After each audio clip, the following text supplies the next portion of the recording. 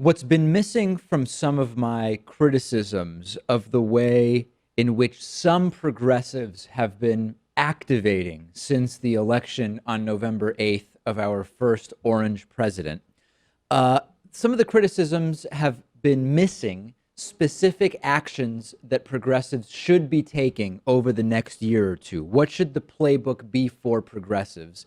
And that's exactly what I want to dig into today. Obviously, it's time to just accept that Donald Trump is president, acknowledge that he, in coalition with the Republican House and the Republican Senate and the soon to be conservative Supreme Court, have a lot of power right now. There's just no denying it. We have to work with that reality rather than pretend it doesn't exist. And that most progressives are actually doing. The protesting is going to be a really important aspect to keeping momentum and enthusiasm if the focus of the protests is on strategy and on pragmatics. And number one, I already talked about this yesterday. The focus has to be something other than identity politics. I know a lot of people agreed with me yesterday. Some people disagreed with me. I'm going to skip that because I did a rant on that yesterday. And let's get into some other aspects of this. Number one, I've said this before, I'll say it again.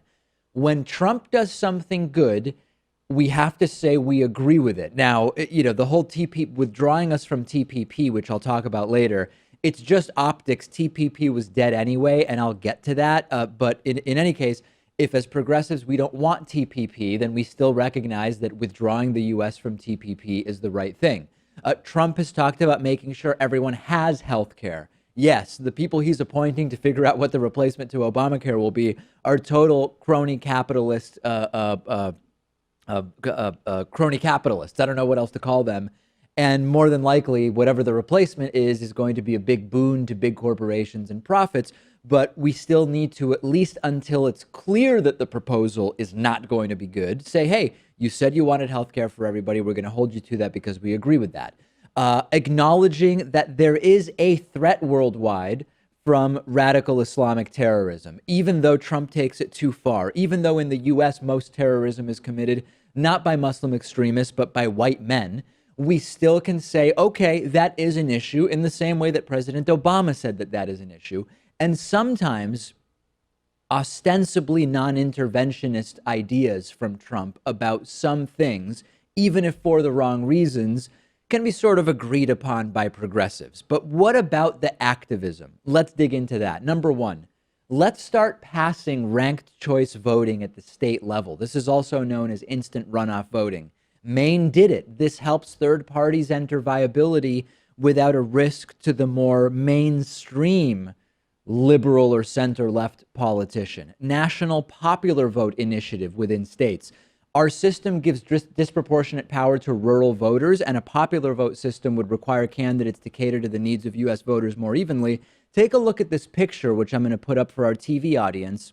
This is a map of post-convention campaign events by Trump and Clinton.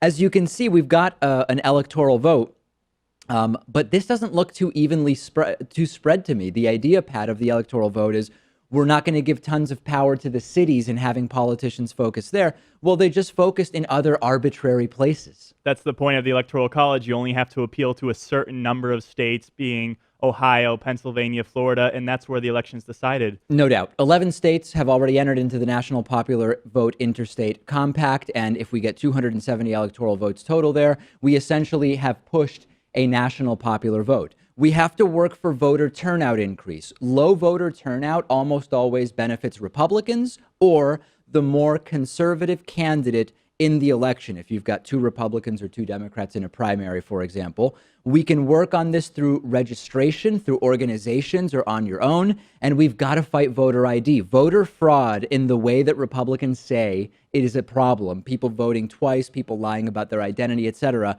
It basically doesn't exist. I don't remember the number, Pat. I don't know if you do, but it's such a small problem. The number of instances of that would not make any difference in an election. And one of the instances that we covered of voter fraud during the 2016 election actually came from a Trump supporter, too. That's right, who was trying to prove some kind of point, who even knows what the point is. The USGOA has determined that photo ID laws reduce turnout by 2 to 3%. As we've covered, photo IDs are called free, but they're really not without cost, and it is a major issue contact state legislators, urge Congress to restore the full protections of the Voting Rights Act. This is something you can work on at the federal and state level. Donate to and volunteer with nonprofits with progressive missions. This can include the ACLU. This can include Planned Parenthood. This includes the ADL, the EFF, Electronic Freedom Frontier Foundation. I forget exactly what EFF is. They work on electronic freedom. The National Immigration Law Center, People for the American Way, Human Rights Campaign. There really are organizations that are not just out there kind of doing something, where you can volunteer and actually have an impact.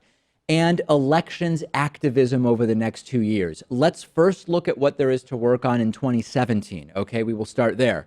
Governor's races in Virginia and New Jersey. We've got to be involved in that. 5 U.S. House representative elections. 15 major city mayors. We talk about how great Republicans are at the local level. City mayors make a big impact, and 220 state legislators, again, state legislators, Republicans crush Democrats and progressives at the state and local level. State legislators, in concert with city mayors and governors, do a lot in this country. The president, yes, the president has power, but a lot of it is happening at the state level. And in 2018, and I know Pat is eager to comment because these are issues he feels strongly about. In 2018, we've got 36 governors' races, 33 U.S. senatorial races. 1/3 of the U.S. Senate is up for re-election every 2 years. All 435 U.S. House of Representatives members and 80% of state legislators. Even if President Trump and a Republican Senate, and I would argue even a Republican House, maintain after 2018, 80% of state legislators are up for re-election. You drastically change this country if you change the balance of power at the state level. Yeah, and I know the media is trying to focus now on the 2020 election because that's kind of the horse race politics that we have here. Yeah. I think it's way too early for that, but we can still get the pieces in motion. Absolutely. And as you say, I think it's 68 out of the 99 state legislatures are in Republican control. It starts from the bottom up. We got to start working in those races because that does play a big impact. So this is why it's so important, what I said yesterday. Let's see how much energy there is in the 3 months when it's time to get working in some of these areas. People turning out, awesome. The distraction that I believe was some of the identity politics stuff, okay, disappointing.